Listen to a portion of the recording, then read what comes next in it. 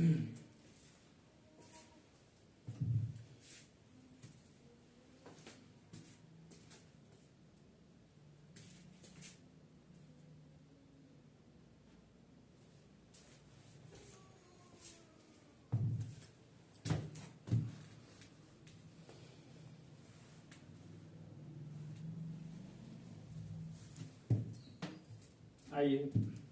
पिछले कक्षा में हमने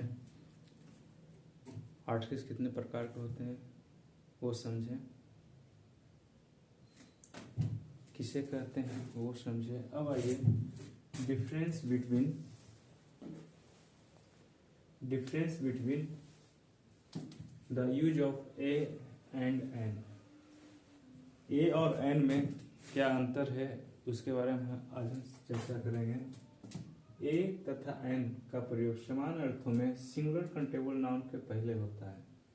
ए तथा एन का प्रयोग समान अर्थों में सिंगुलर कंटेबल नाउन के पहले होता है। यदि नाउन के क्या कहता है, यदि नाउन के पहले एडजेक्टिव या एडवर्ब प्लस एडजेक्टिव हो तो आर्टिकल के स्थान में परिवर्तन नहीं होता है, किंतु किसी शब्द के पहले ए या एन का प्रयोग उस शब्द के पहले साउंड पर निर्भर करता है। उस शब्द के पहला साउंड पर निर्भर करता है। बचपन में हम सब पढ़े थे कि वॉवेल के अनुसार एन लगता है, पर नहीं बच्चों, ये गलती हम नहीं करेंगे। ए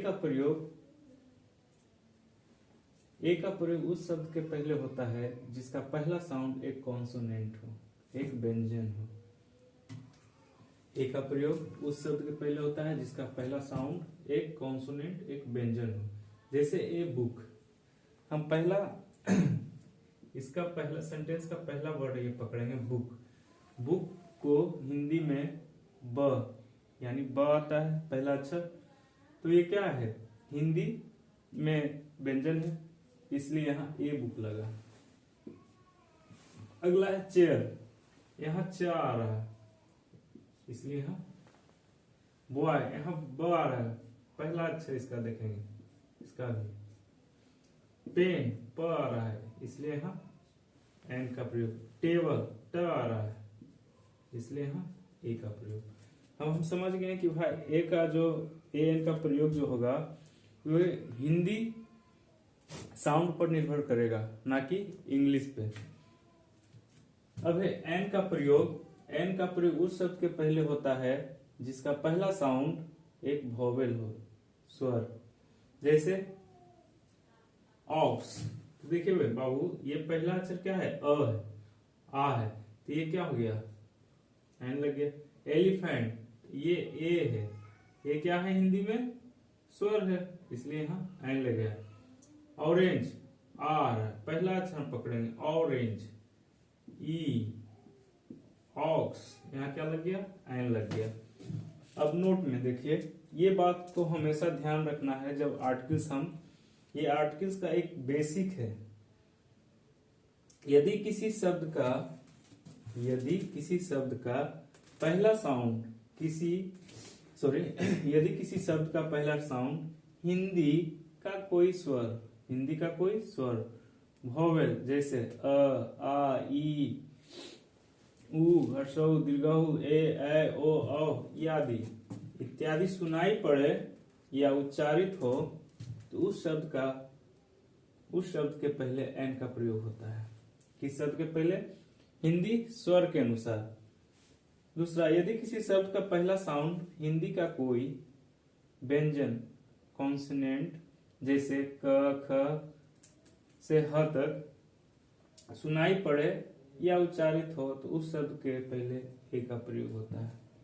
तो हम यहां से पकड़ सकते हैं, अगर आप ये पाठ समझ गए होंगे तो आपको ए एन में कहीं भी दिक्कत नहीं होगा। मेन है इसमें ए एन का प्रयोग, कि हाँ कहाँ एन का प्रयोग होगा, कहाँ ए का प्रयोग होगा। बचपन में हम सब जानते थे कि ए, ई, आई, ओ, यू ये पढ़ाया गया होगा, अगर किसी सेंटेंस में अगर ये आए तो यहाँ वर्ड में तो ये एन लग जाता है, पर ये गलती हम नहीं करेंगे। किसी भी वर्ड के नाउन के पहले अगर कुछ भी, जैसे अब मानते हैं एमपी है, तो ये तो एम जो है क्या हुआ, कॉन्सोनेंट है।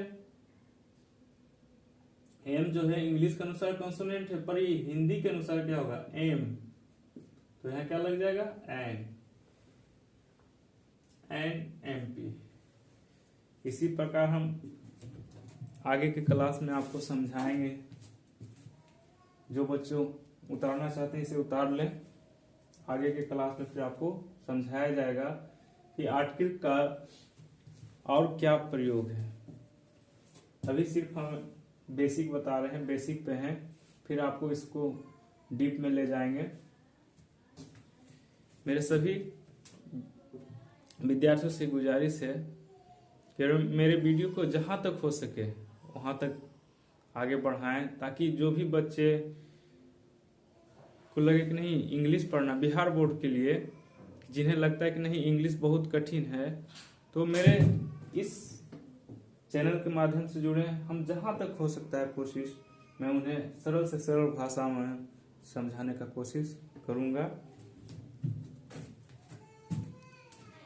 आज का क्लास यहीं तक, फिर आगे मैं फिर आपको प्रतिदिन एक आर्टिकल्स का, जब तक आर्टिकल्स खत्म न हो जाए तब तक मैं आपके लिए वीडियो लाता रहूंगा।